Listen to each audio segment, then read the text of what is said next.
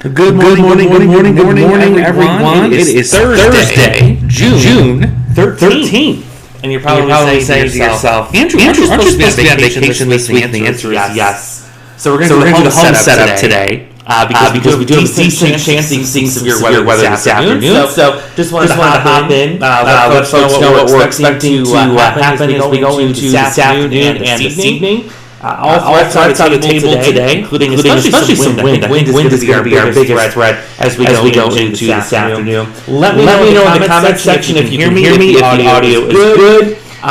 This is my home setup, so I don't get to use this very often. Hopefully the kinks are all worked out. You guys can hear me in terms of an audio level. So let me know either way, especially in the comment section. We'll give folks a couple of minutes to come in and chat, and then we will go ahead and get started and talk about some of the weather that's coming our way for this afternoon and this evening. Certainly our first taste of summer is here. Very warm, very humid outside yesterday. My goodness. Not very comfortable. That is for sure. So all of this kind of coming into play here. Got some heat. Got some humidity. We have a cold front coming in. That's something we're going to be watching. I think somebody is saying there's an echo. Let me turn off something here. Maybe we'll see. It's very echoey, which means there is more than one microphone that is probably on here.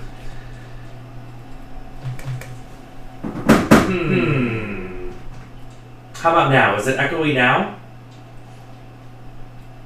Let's try this. Let's try this other setting here. Is it echoey now?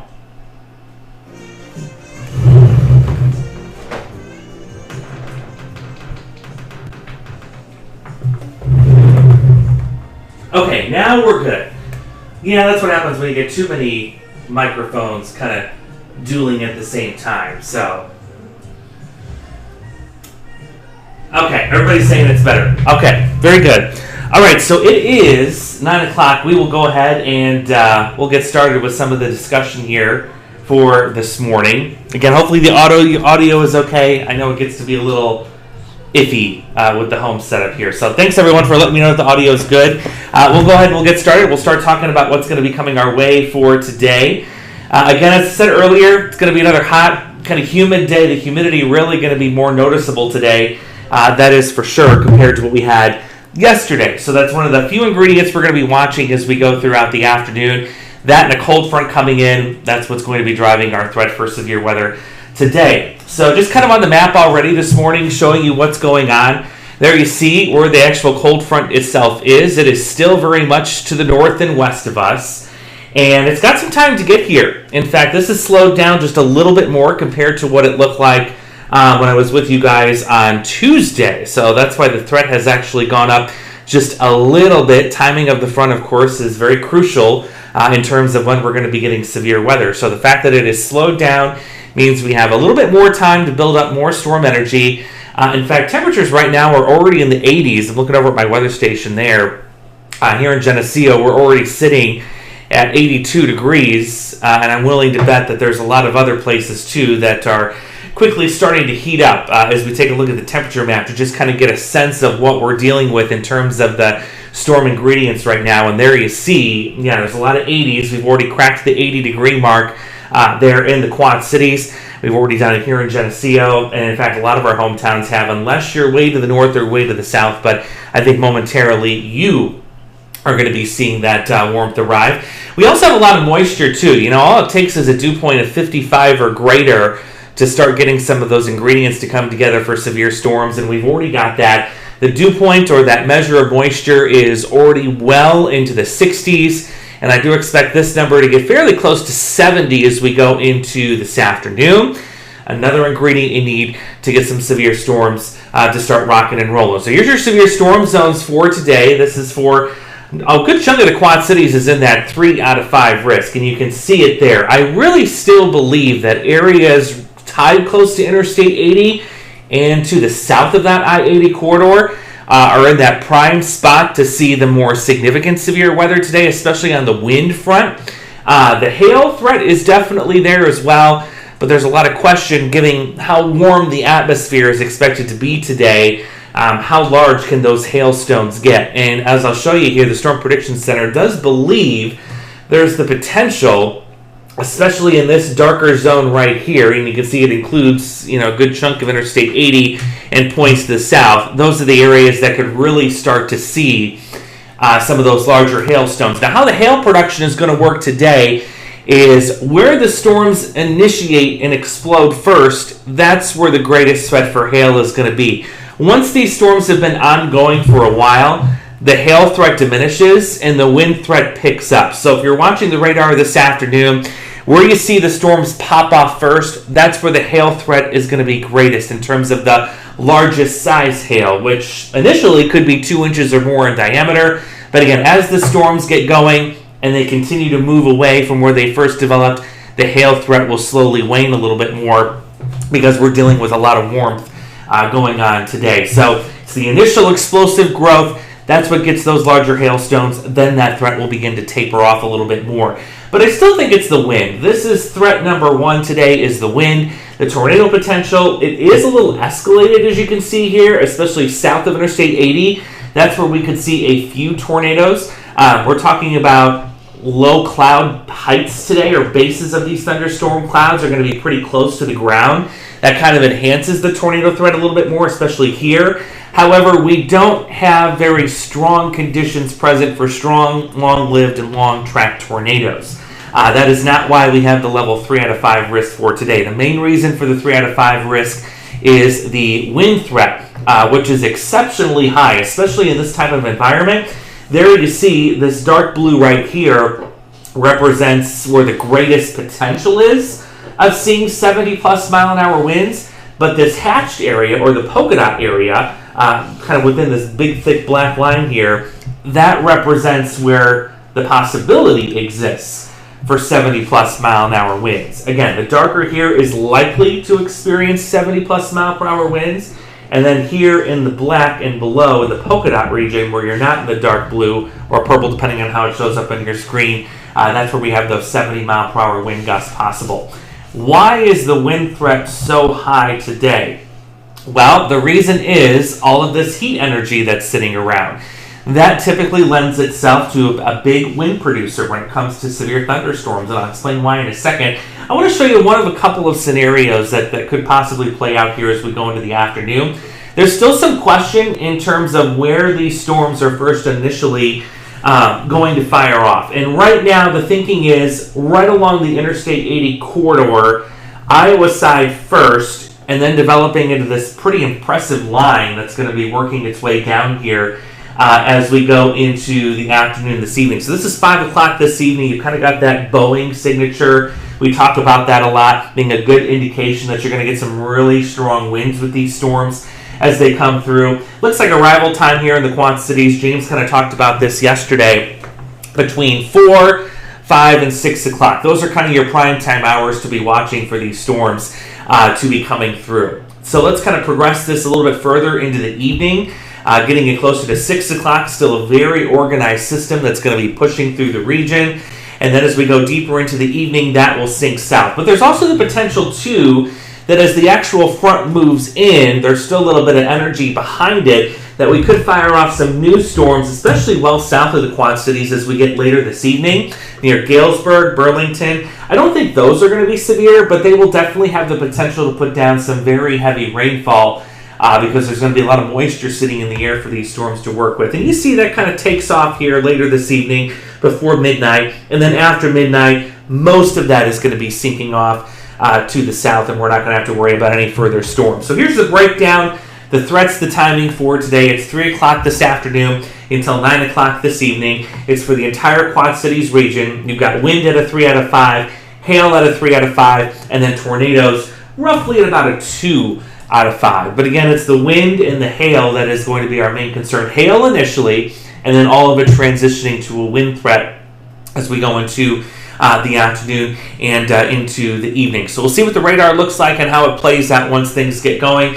This is a more detailed look at the actual timeline of the storms for today. You can see how once we hit, about 2, 3 o'clock, things really start to ramp up. And it actually stays that way up through 7, 8 o'clock. Once we get to 8 o'clock, 9 o'clock, things will start to calm down. But there's your prime time right there as we get into this afternoon and this evening when things are expected to develop quite quickly. So I'm going to show you some of the storm energy that these things are going to have to work with. Here's the scale for reference. We measure this in a unit called joules per kilogram, but I'm not going to get into that. This is the number to concentrate on, and then here's your scale. So anything larger than 2,500 considered high energy, anything larger than 3,500 considered extreme energy. So this is where the Quad Cities sits as 1 o'clock or 1:30 this afternoon. We're at about 2,540 or 2,540. So definitely in the high category for storm energy. There will be some of our hometowns to the south that actually get fairly close to the extreme category here, where they're getting 3,000 or 3,500 plus joules per kilogram of storm energy. So that, I think, really enhances the wind threat, and that is why you're seeing that higher risk for winds along and south of Interstate 80, because that's where you're seeing some of these higher values start to establish themselves by the time we get to this afternoon. So it's really easy to see where all the energy is going to be on that map there, along and south of the Interstate 80 corridor. So there's even at 5 o'clock this evening. This is the number for the Quad Cities, by the way. 2980, still quite high in terms of your storm energy. And then by later this evening, the storms will eat up all of that energy. It goes away, and we don't have to talk about severe weather for a while, the way things look. So I'm going to kind of give you more detail about some of these storm ingredients that we look for. And we're going to break this down in terms of the temperature, the dew point. Obviously, we just looked at the storm energy, but I also want to show you the available water that's going to be with these storms too, and that's important. I'll show you why in a second. So let me fast forward to kind of the peak heating of the afternoon, which gets us to about right here, about 2, 3, 4 o'clock. Temperatures are expected to hit the 90s today. That's a lot of heat that's going to be sitting around. The dew point is also what we like to say fairly juicy. You need a dew point of at least 55 degrees or higher to support severe weather. We're going to have that pretty high today. We're talking about that being in the mid to upper 60s. There's your storm energy. Again, we looked at that earlier. It's in the high category. But also, this is important to pay attention to. This available water, which is actually sitting quite high. It's at 1.61 inches there. What the available water is if the storm were to completely rain itself out over a certain position, wherever it happens to be at, if all of the water were to just fall out of that storm in one column, say right above your house, this would be essentially how much rain you would get.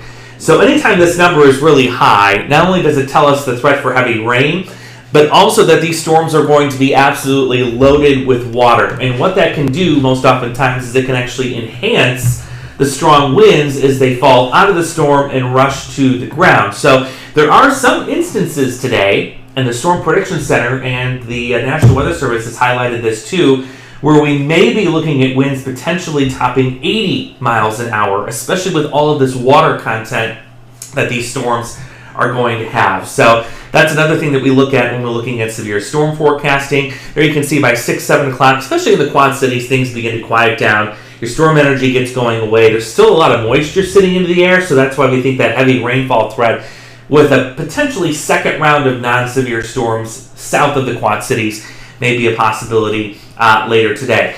So here's your checklist. Again, I know a lot of folks have storm anxiety, but if you can check mark all of these things, if you can put a green check mark next to all of them, there's a good chance that you're going to be able to calm your storm anxiety. Again, we're not expecting a huge threat of tornadoes today. These are going to be likely some quick spin-ups. We don't have very strong dynamics in play for strong long-track tornadoes, that's for sure. But definitely the wind threat is there. So just making sure you can check mark these. Do you know how you're going to receive your warnings? Hopefully it's via your cell phone.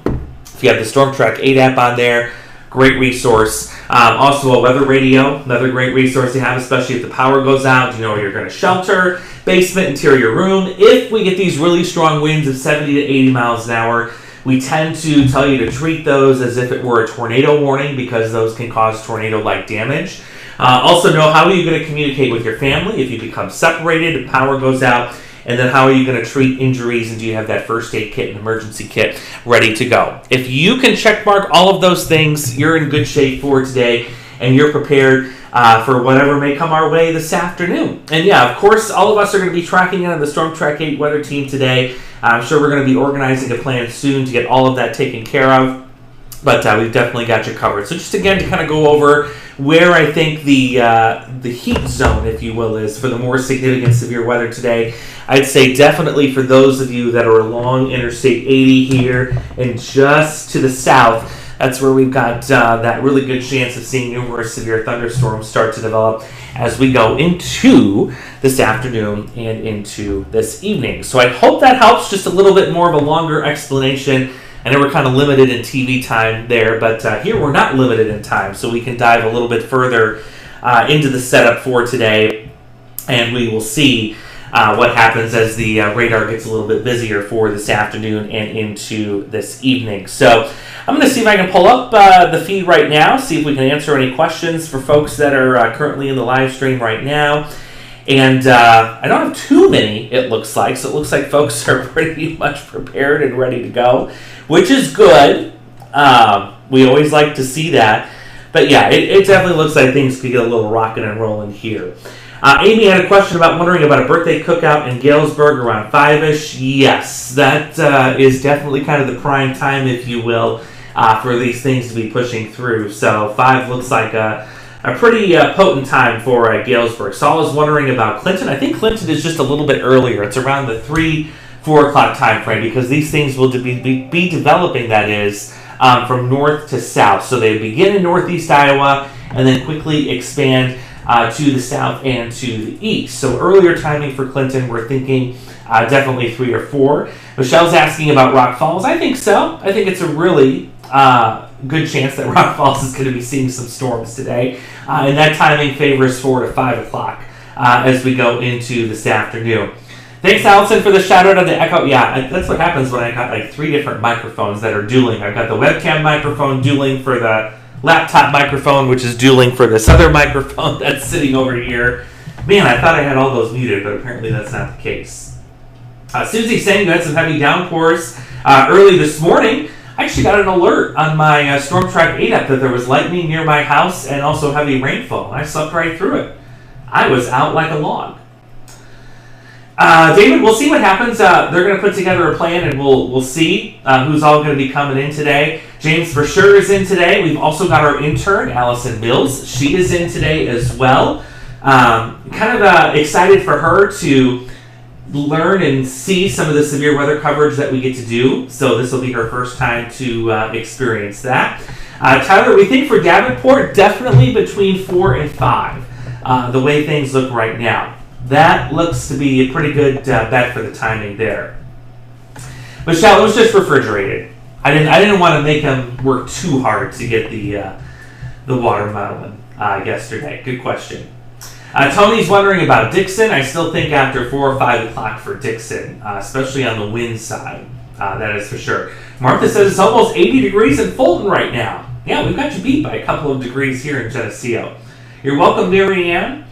And Liam, yes, Kewanee definitely has a really good chance at seeing some of this activity. Again, I think it's especially these areas right here. So here's Interstate 80, roughly. And if you're along and south of that, I know this 3 is extended a little bit further to the north, but definitely I would say in this zone right here. And, you know, it's easier to see when you put the wind and the hail potential on this. Especially the wind. Let me switch to that really quickly here because that kind of shows it a little bit better. There's the tornado potential again, where it's focused south of Interstate 80. But let's put the wind potential on here, and I will show you how that's going to lay out. Give it 1 second. It's got to think.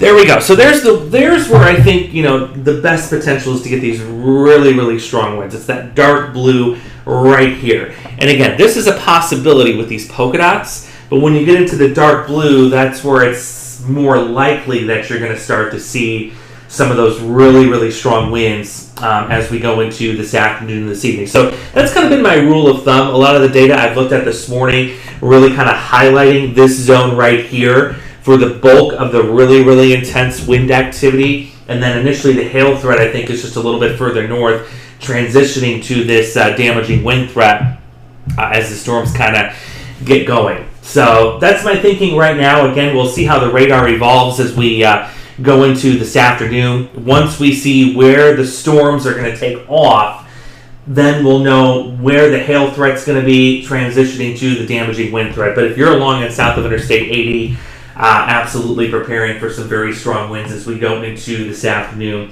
and this evening. Ashton is asking if it's going to be all night. No, I still think it's a specific window here where we're talking from about 3 this afternoon until 8, 9 o'clock this evening. Once we get past that 9 o'clock hour, that's about it. Not going to be seeing much more than that.